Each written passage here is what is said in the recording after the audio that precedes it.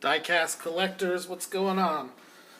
Um, so today I've got the day off, just feeling kind of bored. So I was doing some cleaning and came across a couple of M2s, Mustangs.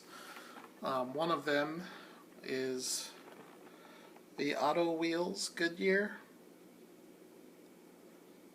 which is a car that I've got that I opened and changed out the wheels. Used the extra wheels for some wheel swaps, some M2 wheel swaps. Anyways, I've had this one for a while, and when I was cleaning up, I noticed it, and I'm like, that needs to come off the wall. It needs to come out of the package, because it's just such a nice looking vehicle. And that is the Auto Wheels Shelby GT350, which is a lot like, in fact, I think it's probably the same casting, although maybe not, because the white one on card is a 65, this black one is a 66.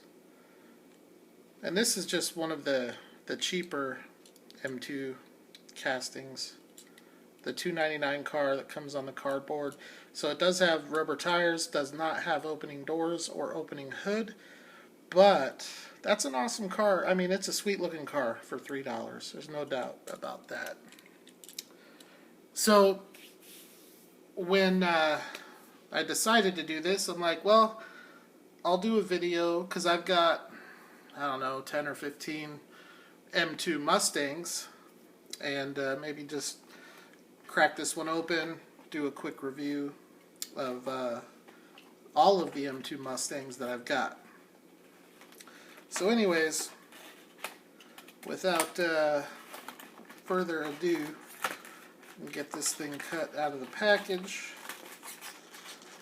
and we'll take a look at it. So these M2 wheels are nice. You can use them on customs. You can use them on any 64 scale vehicle. So I will put those aside. You can see it comes with the screwdriver and everything. I'll put those aside. I'm not going to wheel swap this car. I like the white. I like the white steel rims that are on it. I think it has a nice organic look to it.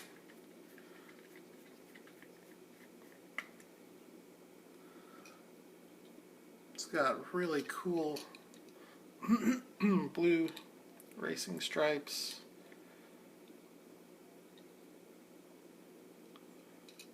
I just think that's a cool looking Mustang. I'm not big on Mustangs actually. I much prefer the older Camaros, but more than anything probably the old Mopar, because I think in the late 80s when restoring cars became a big thing,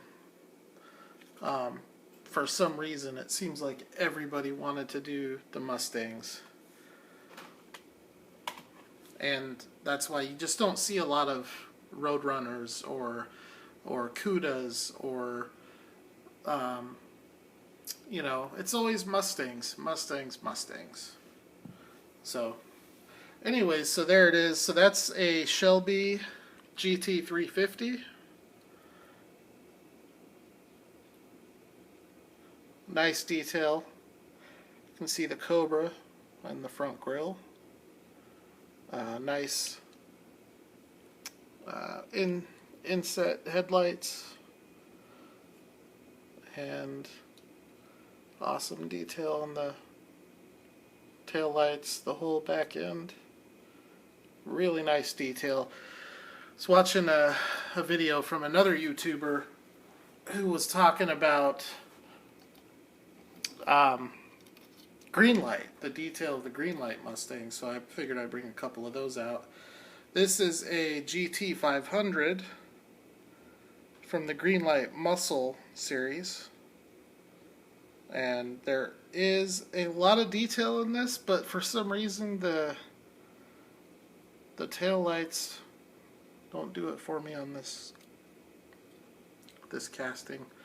Now this one, on the other hand, is from the new Barrett-Jackson auction block. This is a nice car. It's the same casting as the Boss from the Gas Monkey Garage, the black one, which I have also, but a lot more detail. But just to give you an idea,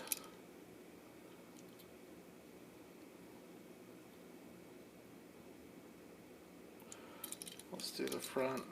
I can tell you the green light without a doubt is a heavier car because it has a metal body, metal chassis. The M2s do not. They have metal body, plastic chassis. And they're screwed together, not riveted. So, anyways, M2 has made some awesome Mustangs. They made some really nice looking Mustangs. Actually both of these, this one here and this one here, were from an auto lift set. And these are not Shelby's. And then another auto lift set is a convertible GT500 in red and black. These do feature opening doors, or so they should.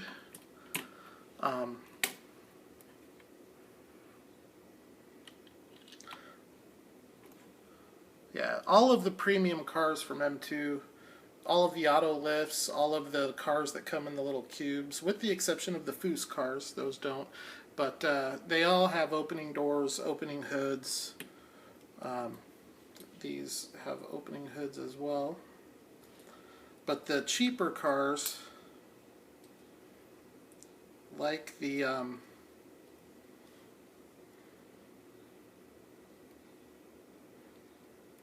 like this black GT350, they don't come with any opening doors or hoods. And for some reason, the auto wheels, even though they're, you know, $8 or $9, they do not feature opening doors or opening hoods. Anyway, so another really cool Mustang that I think this one might have been a Target exclusive. This is another Shelby GT350. Now on this car, I did a wheel swap and a tire swap. It came with some gold wheels, which, yeah, they looked okay, but I like this look. I think that's a cool look. White walls with the black rims. Something different. Something you probably wouldn't see. I don't do a lot of wheel swaps with the M2s unless it's something I really think will look good. Here's another. M2 has made some really nice Mustangs, and this is one of them.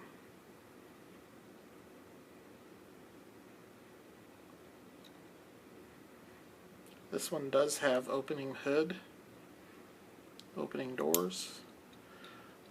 It is not a Shelby. And then in that same series came this one,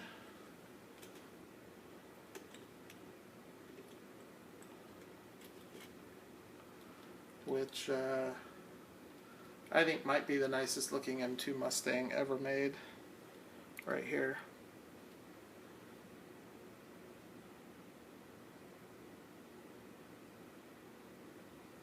Really nice black paint, really nice tampos, racing tampos, really nice wheels. They've kind of combined the modern look with the classic Mustang. This is my favorite M2 Mustang. One of my favorite M2 cars that they've ever put out is that black and red Mustang. And I think I've mentioned in one of my other videos on a visit on a Friday night to a local Hobby Lobby, I was fortunate enough to find a couple of the 64 scale model kits. They had just put a couple of cases on the shelf, and I was able to find not one, but two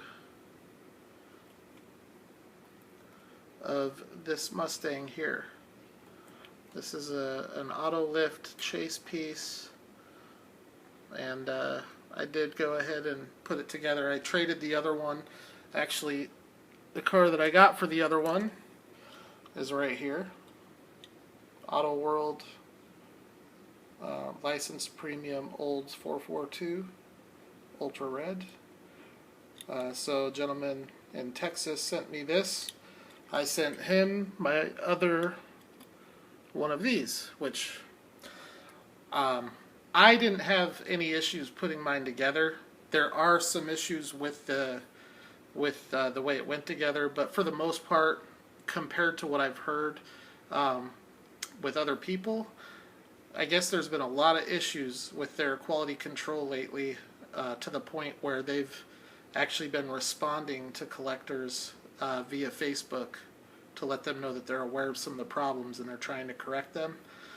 So I feel like compared to what I've been hearing, I didn't have any of the major issues. However, the guy that I sent the other one to had an issue where the casting underneath where you screw the dash in to screw it in place, the hole, there was metal cast over the hole. So he needed to drill that out and tap it. I didn't have that issue.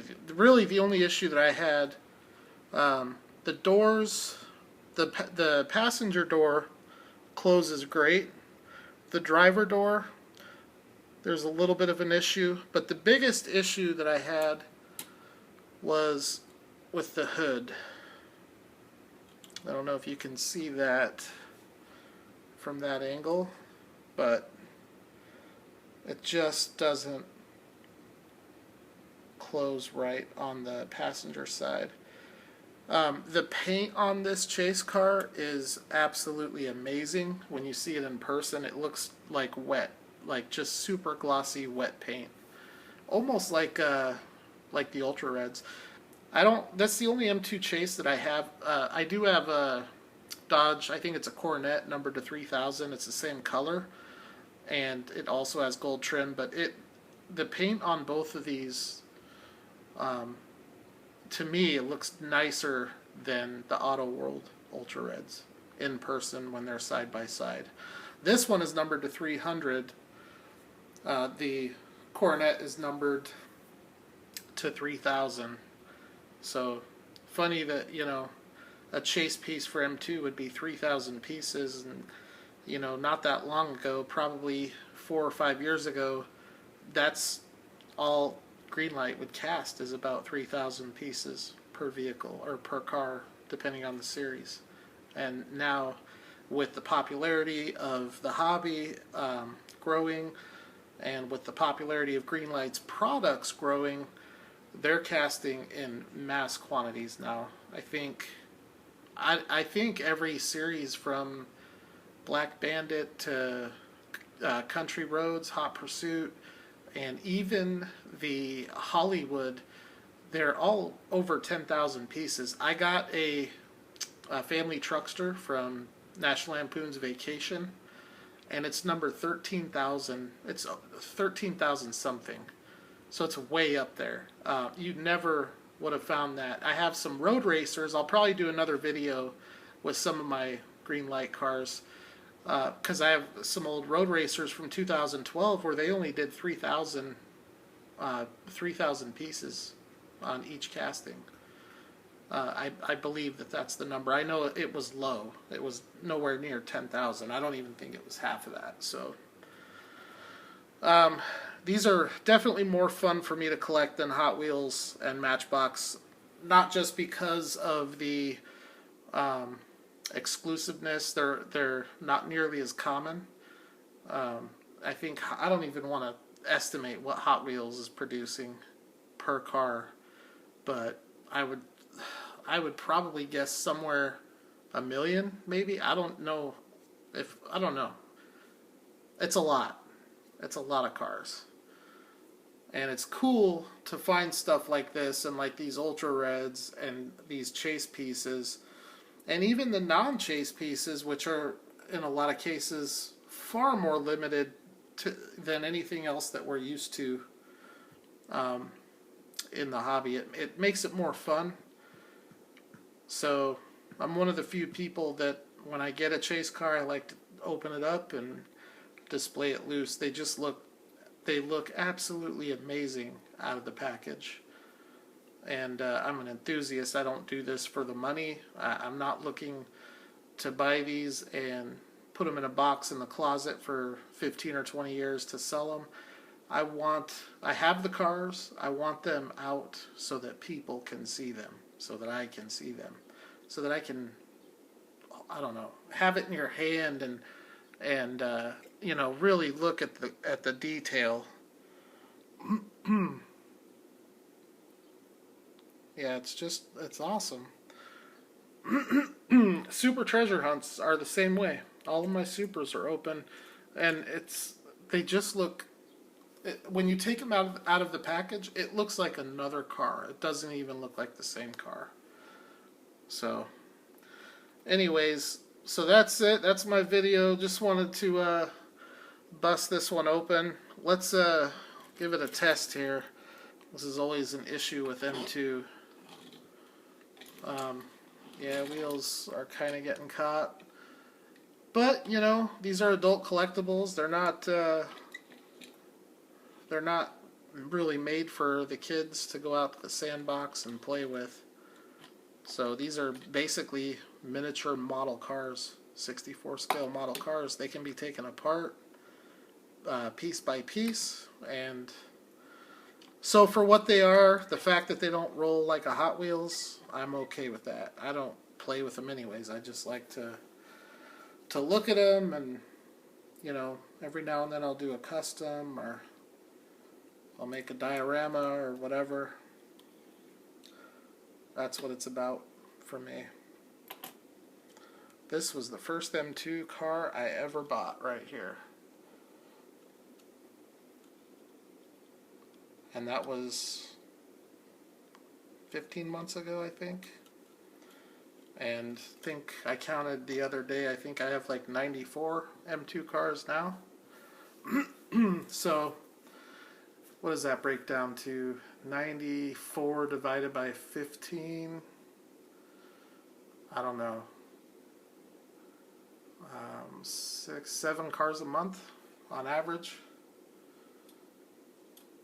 Granted, I do have a lot of auto lifts. I think I have 25 of the lifts.